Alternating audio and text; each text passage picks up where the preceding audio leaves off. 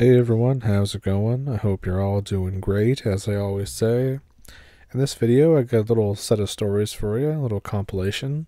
So, with that being said, you can pull up a stump, and in my case, I have one of my cats sitting right beside me here, so I'll put a picture of him in here for a good measure. And yeah, we can jump into it. Thank you for watching. This story is about my grandma's crazy abusive stepmom. So my grandmother is this tiny 4'10" woman, and she is the nicest person that I know. Very compassionate and incredibly humble. My mom tells me it's because she grew up with a literal wicked stepmother.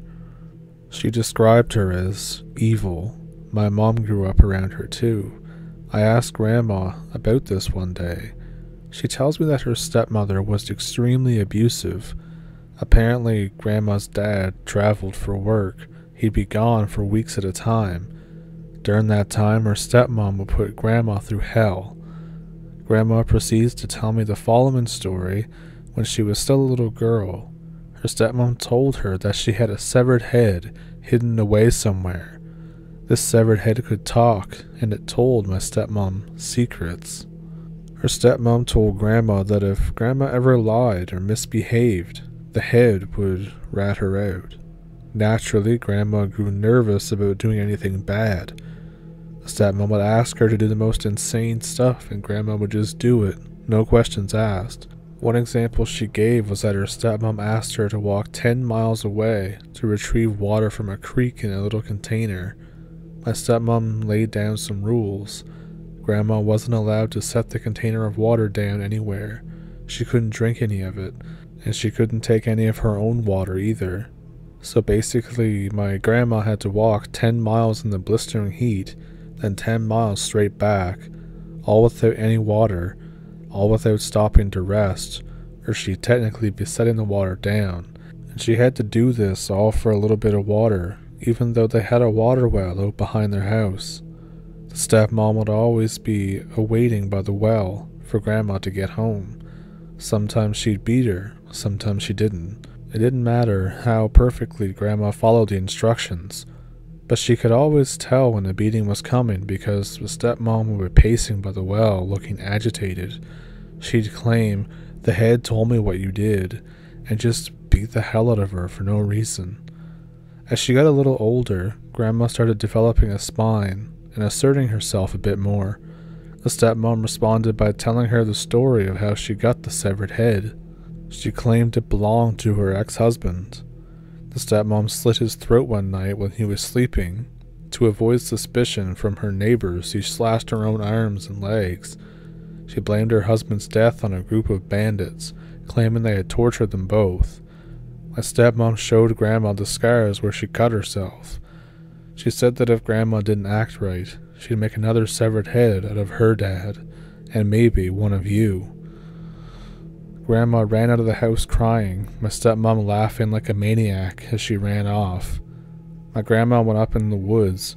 She sat under a tree for a long time, crying until she wore herself out and fell asleep. When she woke up, it was after dark. She had been out there for hours. She got up and hurried home.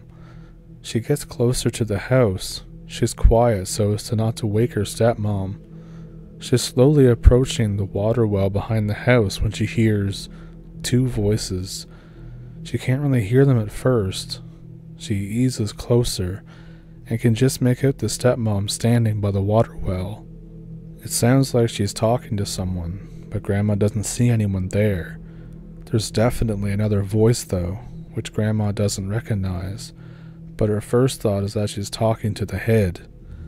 In Grandma's mind, the head knows everything, and it's the main reason that she's terrified of her stepmom. So she panics at first, thinking the head knows that she's there eavesdropping, and that she's going to tell her stepmom. But this doesn't happen. So my grandma keeps listening. My stepmom keeps talking, and the other voice answers. The stepmom is just asking a bunch of weird questions that don't make any sense. The voice speaks really slow and has a deep voice. My grandma is suddenly curious about what it looks like. She tries to get closer, but all she can see is the well, and her stepmom's silhouette in the dark. Then the other voice says clearly, "Someone is listening." Grandma freezes. The stepmom's silhouette ducks quickly down behind the well. It pops back up and looks around, and then hurries away toward the house and disappears inside. My grandma stays perfectly still for a long time.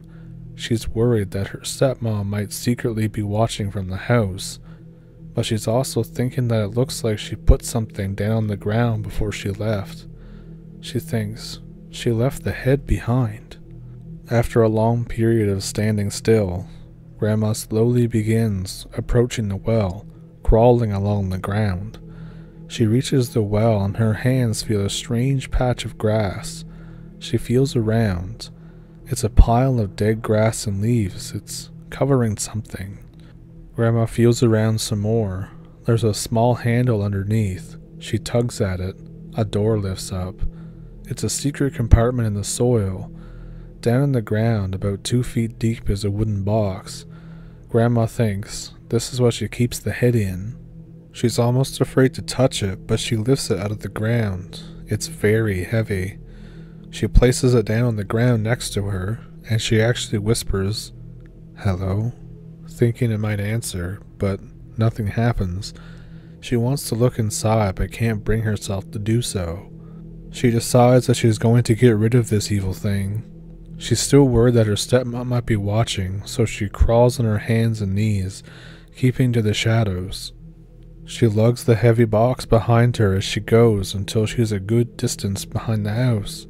She remembers a huge empty tree trunk that she passed in the woods earlier and decides it's a good place to dump the thing. She hurries into the woods as fast as she can, carrying the heavy box, and dumps it into the hollow tree trunk.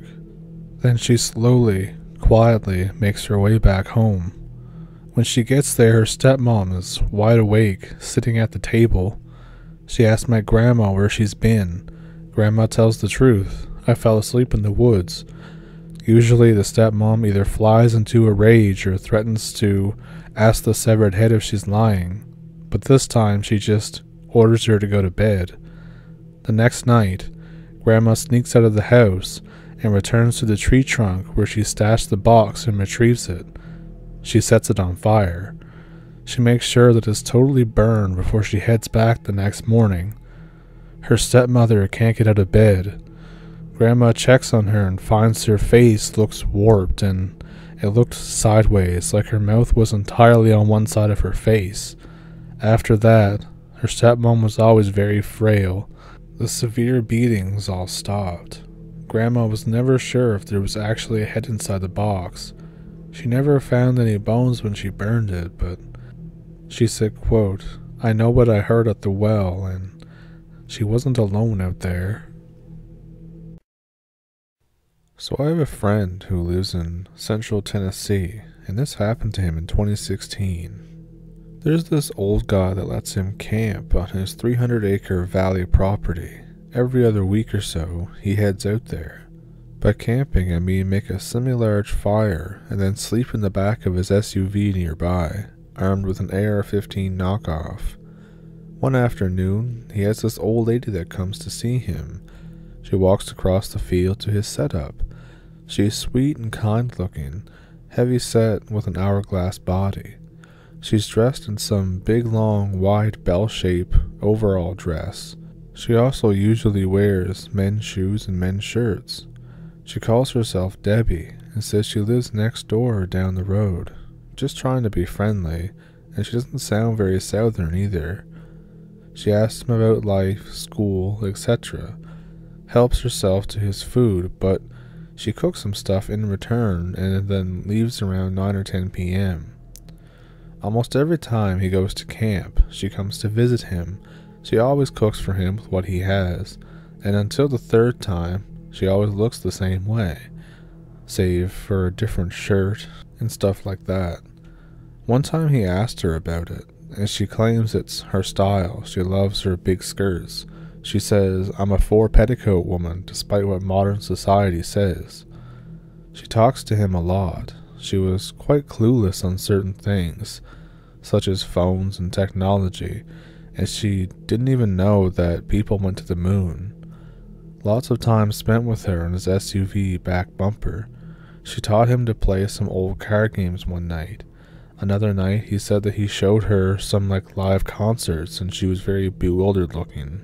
One night though, near the fall, she tells him thank you, and she's very sincere about this, that he's the nicest young man that she knows, and she's moving, but it was nice knowing him. She spends till midnight this time. She gives him a kiss and a hug before departing.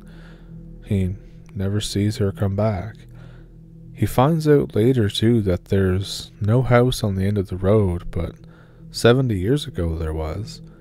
He claims that he still dreams about her sometimes, but he has no idea what happened to her. He fully believes that he was friends with a ghost.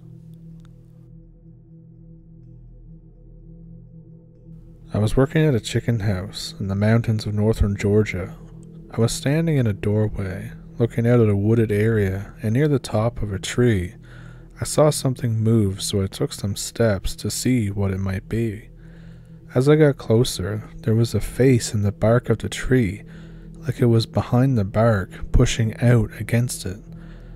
It slid down the tree until it was at about eye level, and it looked like the face of an old man. From what I could tell, it had a look of mild discomfort, but after a few seconds it slid back up the tree trunk and disappeared from sight, and I never saw it again. It was one of the weirdest things that's ever happened to me. The bar I work at is apparently haunted, and I don't really believe the stories, but I find them to be interesting nonetheless.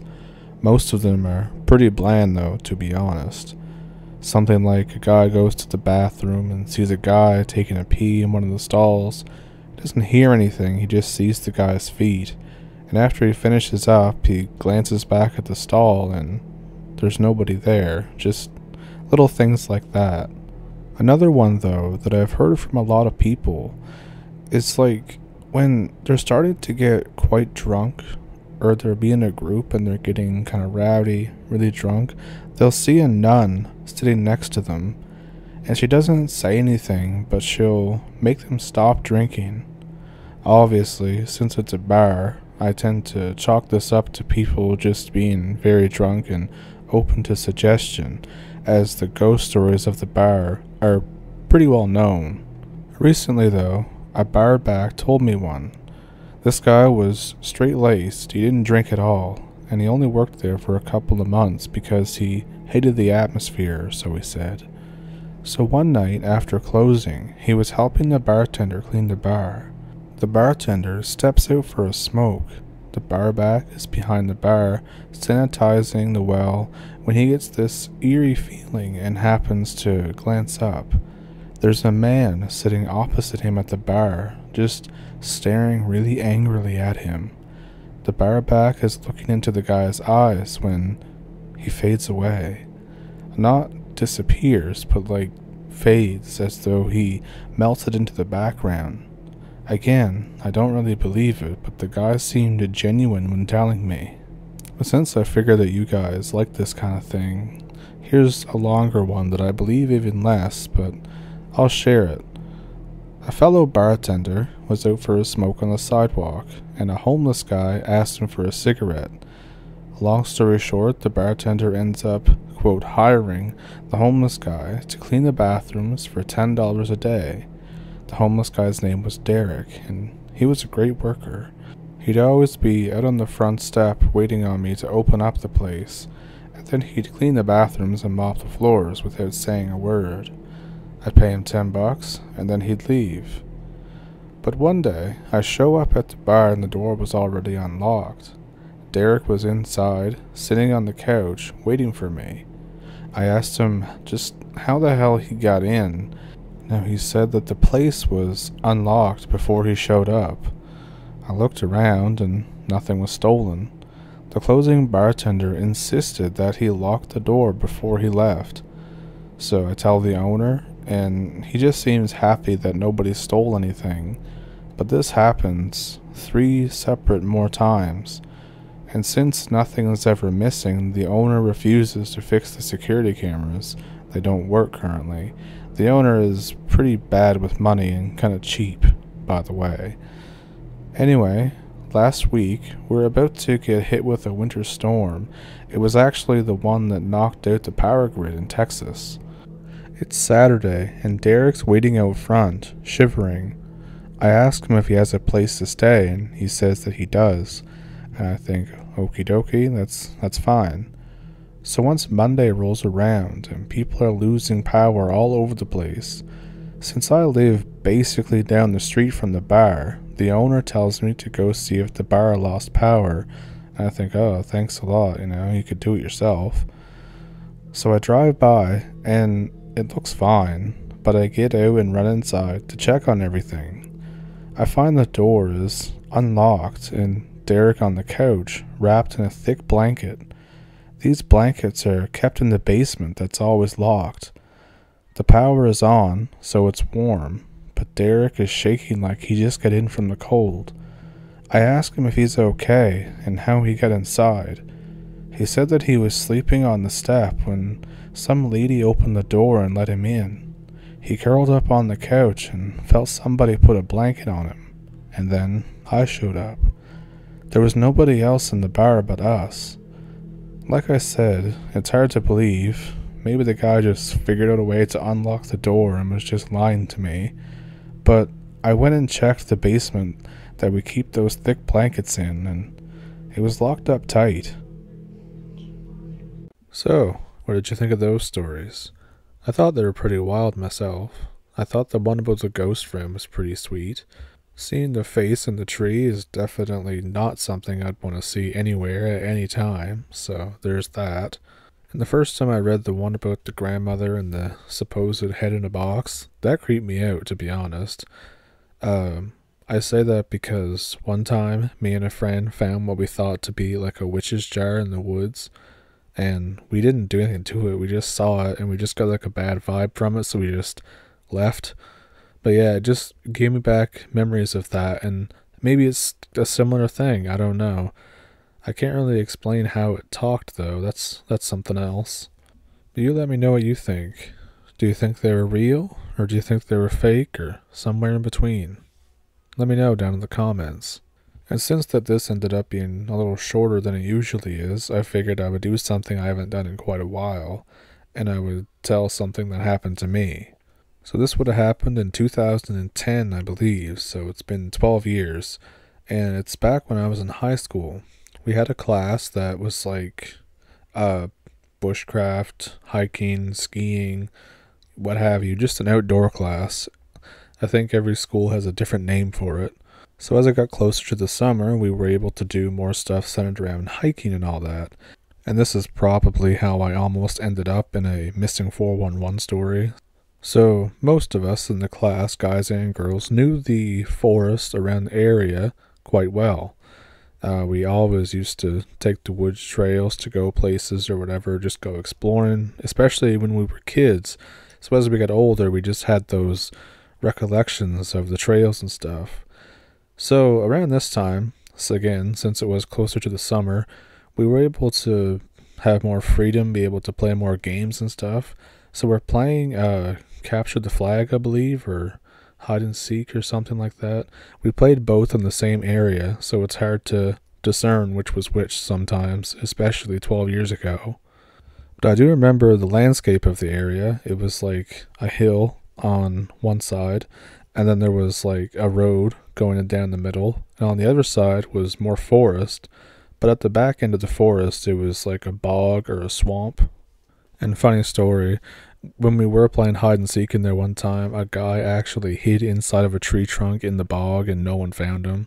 And at one point we found like his light sweater that he had on. We found it like up in a tree, so we're like, this man is dead. But anyways, we did find him eventually. It's definitely a you had to be there to understand why I think it's funny story. But back to the story at hand, we were either playing hide and seek or capture the flag, and the side I was on was the side with the bog or the swamp type area. And this area like extends for kilometers, and so we had to set boundaries. We were like, okay, you can't go in the bog because it's just a dumb idea. So we're all like, alright, can't go in the bog, that's fine. And as I said, most of us knew all the trails in the area. So I assume we're playing hide and seek because I remember looking for a place to hide or what have you. And I see somebody else at the back of like the boundary of the area wearing a white t-shirt and shorts. And I can't really think of anybody in our class that was wearing that, especially on that type of day where there's like a lot of mud around. And I noticed that he was walking way past the boundary, so I try to get his attention, just to be nice so he doesn't get in trouble or whatever. So I called out to him because I'm deep enough in the woods at this point where, it'd be hard to hear me way out where they're setting up or whatever. And he just keeps walking up the trail. And I know where this trail goes. It goes like through a graveyard or behind a graveyard and then up to another old school and a historical site. So I'm like, well, that's way out of bounds, so I probably should try to catch up with them. So I start jogging up the trail to try and catch up with him, and no matter how fast I jog or whatever, he's always like 100 feet ahead of me. It's real weird. And then I don't know really what happened. I still don't to this day, because I didn't lose sight of him. He just disappeared.